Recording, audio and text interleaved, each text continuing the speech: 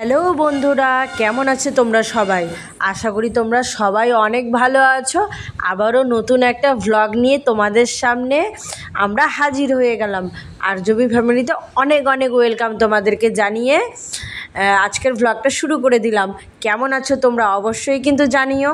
আর আমার সকালটা আজকে মামামকে দিয়েই শুরু করলাম। এই যে দেখো, আমার মেয়েটা যত বাসন সব বিছানায় নামিয়ে এইভাবে খেলা করে, কিছু বলারই ভাষা নেই। যাই হোক, ওকে ঘুম থেকে উঠিয়ে ব্রাশ টাশ করিয়ে ওই যে ওর মানে কপালে গলায় একটু মানে চুলকানি টাইপের কিছু একটা হয়েছে, মানে ঘামাচি টামাচি টাইপের কিছু, তো সেই জন্য পাউডার টাউডার দিয়ে দিলাম। আর ঘড়িতে এখন অনেকটা বাজে, ও কিন্তু অনেক লেট করেই ঘুম থেকে উঠেছে আজকে। তো আমারও গলাতে কিন্তু অ্যালার্জি টাইপের মানে ঘামাচি টাইপের অনেক কিছু উঠে পড়েছে। যাই হোক, এই গরমে এই ঘরগুলোতে গরম আর সহ্য করা যায় না, কি আর বলবো।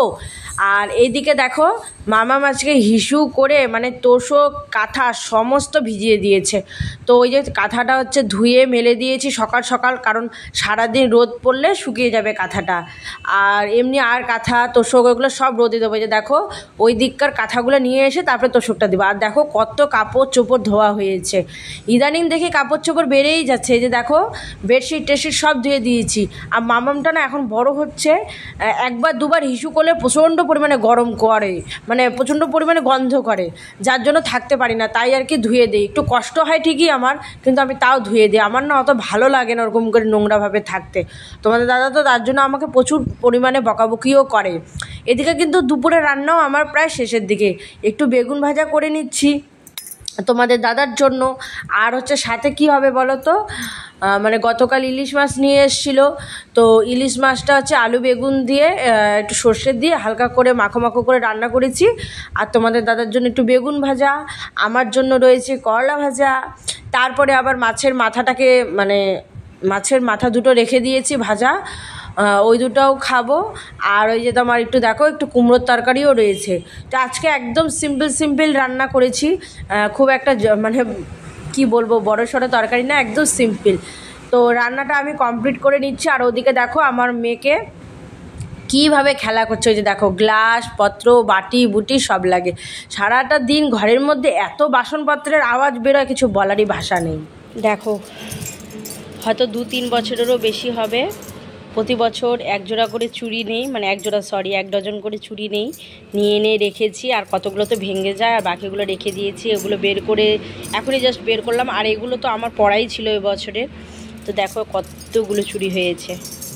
আমার তো ভীষণ ভালো লাগছে দেখে, ভীষণ পরিমাণে ভালো লাগছে, ভীষণ ভালো লাগছে। মানে আমি খুঁজে রেখেছিলাম, ওইখানে উপরে রেখেছিলাম। তারপরে তোমাদের দাদা আবার ওখান থেকে বের করে ওই কার্টুনের ভেতরে, যে শাড়ি লেখা কার্টুনটা যে আছে ওটার ভিতরে ভরে রেখেছিল। তো এখন আমি আবার কি মনে হলো যে ও কার্টুনটা মানে দেখতে গেলাম, তো দেখি মানে ভালো লাগলো আর কি, বের করে খুব পছন্দ হলো জিনিসগুলো রেখেছি। আর বাইরে দেখো ওয়েদারটা কি সুন্দর, হাওয়া দিয়েছে, জাস্ট দেখো। বাইরে একটু আগে প্রচণ্ড পরিমাণে বৃষ্টি হলো, আর এখন এই যে প্রচণ্ড হাওয়া হচ্ছে, ভালোই বৃষ্টি হয়েছে। এবার দেখো আকাশটা জাস্ট দেখো, ওয়াও, জাস্ট ওয়াও, আকাশটা দেখো। কারেন্ট নেই, মামাম ঘুমোচ্ছে। এখানে একটু জল বৃষ্টি হলেই ব্যাস কারেন্ট তো অফ করে রেখে দেয়। তো যাই হোক, মামামকে হচ্ছে ইনভার্টার মানে ব্যাটারিতে ঘুম পাড়িয়ে দিয়েছে। দেখো 5টা মতো বাজে, 4টার পরে ঘুমিয়েছে, ও ঘুমোচ্ছে।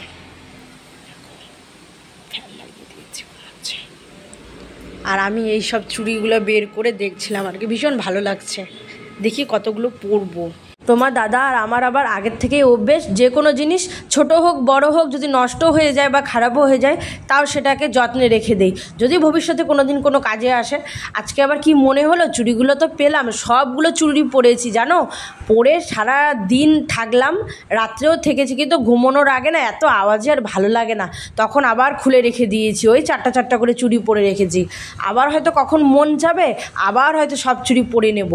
পাগল মন তো কখন কি করে বলা বলা মুশকিল, মনটাকে তো আর বেঁধে রাখতে পারি না, মনটা তো মনের মতোই, তাই না?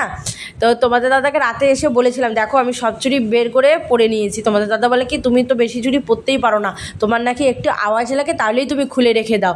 আমি বললাম হ্যাঁ এখন পরি, রাত্রেবেলা শোয়ার আগে খুলে রেখে দেবো। তো যাই হোক খুলে রেখে দিয়েছি, সারাদিন কাজকর্ম করেছি, করার পর রাত্রেবেলা আবার খুলে রেখে দিয়েছি। আমার না খুব ভালো লাগে এরকম হাত ভর্তি চুড়ি পরতে, খুব ভালো লাগে।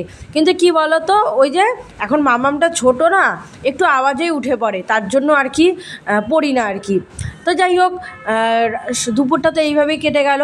তারপরে এই যে সন্ধ্যের পরে একটু ব্যালকনিতে এসছি মাম্মাম আর আমি। দেখো ওয়েদারটা কি সুন্দর লাগছে, দেখো জাস্ট কি সুন্দর ওয়েদারটা। আকাশে এত সুন্দর মেঘ করেছে, মনে হচ্ছে হাওয়া তো হয়েছেই, তার সাথে মনে হচ্ছে বৃষ্টি হবে। আর আমার মাম্মাম দেখো একটু রেগে গেছে, কেন বলো তো? ও বলছে ওকে কোলে নিতে। তো আমি বললাম দাঁড়াও একটু ভিডিওটা করে নেই, তারপরে তোমাকে কোলে নিচ্ছি। তো যাই হোক একটু ছোলা ছিল, রাত্রেবেলা একটু ছোলার তরকারি করব। মানে ছোলা আর একটু আলু দিয়ে মানে ঘুগনি টাইপের বানাতে চেয়েছি, কিন্তু হয়ে গেছে কি বলো তো, একদম ভুজিয়া টাইপের তরকারি। আর এত পরিমাণে ঝাল হয়েছে আমি ভাবতেই পারিনি। তোমাদের দাদা নিজেই বলছিল যে এরকম করে ঘুগনিটা রান্না করেছো, খাওয়াই তো যাচ্ছিল না। তো যাই হোক একটু তো ভুলভ্রান্তি সংসারে সবসময় হতেই থাকে, তাই না? ওটা তো ম্যানেজ করতেই হবে আমাদেরকেই। আর এদিকে দেখো আমার দুষ্টুটাকে সমস্ত বাসন নামিয়ে নিয়েছে, নামিয়ে নিয়ে ওর মতো খেলা করছে। যাই হোক ওকে তো কিছু বলা যায় না, অন্তত খেলাগুলো করলে আমার কাজটা এগিয়ে থাকে, তাই না? আর তোমাদের দাদা কিন্তু এখনও বাড়িতে আজকে আসেনি। যাই হোক মাম্মামের গলার ভয়েসটাকে কিন্তু তোমরা ইগনোর করো, কি করব বলো, ওকে তো দেখার মানুষ নেই। এবার ও খেলতে খেলতে কোনো সময় চিৎকার করেই ফেলে, ওইভাবেই আমাকে ভয়েস রেকর্ডটা করতে হয়। তো চলো তোমাদের কেমন লাগলো আমাদের আজকের ব্লগটা অবশ্যই তোমরা জানাবে। আর আমার এই দুষ্টু মেয়েটাকে দেখেছো তো, এগুলাই হচ্ছে ওর আসল রান্নাবাটি খেলা। আমরা তো মাটির রান্নাবাটি, প্লাস্টিকের রান্নাবাটি দিয়ে খেলতাম, সে মহাশয় এখন স্টিলের রান্নাবাটি দিয়ে খেলছে। আর তোমাদের দাদা জাস্ট সবে এলো, এসে এখন হচ্ছে ফ্রেশ ট্রেশ হবে, আর আমি এদিকে রাতের রান্না চাপিয়ে দেবো। আর আমার মামামের এই দুষ্টুমিগুলো দেখে কেন রাগ উঠবে না বলো তো? এগুলো হচ্ছে ও রান্নাবাটি খেলা, মানে কি বলবো, যতই বকি ততই বেশি, যতই বলি ততই বেশি, কিছু বলারই ভাষা নেই। তো যাই হোক ও তো ওর মতো দুষ্টুমি করতেই থাকে, এগুলো দিন মিস করব, তাই না বলো? বড় হয়ে গেলেই তো এগুলো দিন আর মিস করব। আর কদিন পরে গেলেই, আর 1-2 বছর গেলে তখন স্কুলে ভর্তি হয়ে যাবে, তখন তো আর কি পড়াশোনার চাপ, তখন তো খেলার কোনো গল্পই নেই। আর দেখো আমার মামাম কি সুন্দরভাবে হাসু হাসু করে আর দুষ্টুমি করে, দেখো একটু একটু চোখ বন্ধ করে আবার নাচু নাচু করে, থালাটার উপরে উঠে নাচু নাচু করছে, এগুলো হচ্ছে ওর খেলা। এই যে দেখো, আর আমি ক্যামেরা করছি, ও দেখতে পাচ্ছে, বুঝতে পেরেছে এরকম দুষ্টুমি করেছে। আমার মামামটা না অনেক রোগা হয়ে গেছে গো আগের থেকে, খাওয়া দাওয়া ঠিক করে না তো, তাই জন্যই আর কি।